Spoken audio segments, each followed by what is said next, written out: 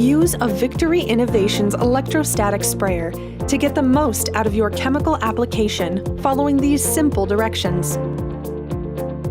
All Victory Innovation sprayers come with a single 16.8-volt lithium-ion battery. To charge your battery, simply snap it into the included charger. You'll notice the charger has two sets of lights on it.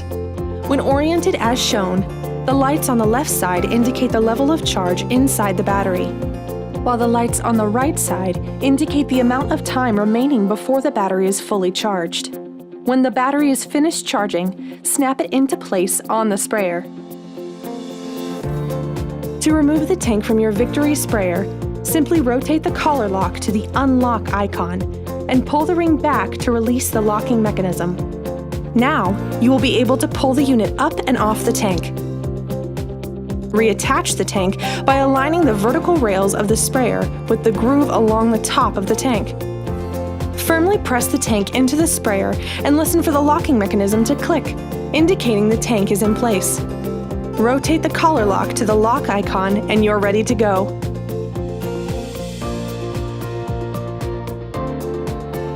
Unlike other sprayers, the Victory sprayer has a three-way adjustable nozzle. The nozzle has settings for 40, 80, and 110 microns. The easiest way to determine which setting you are currently on is to rotate the nozzle with the vertical groove into the top position.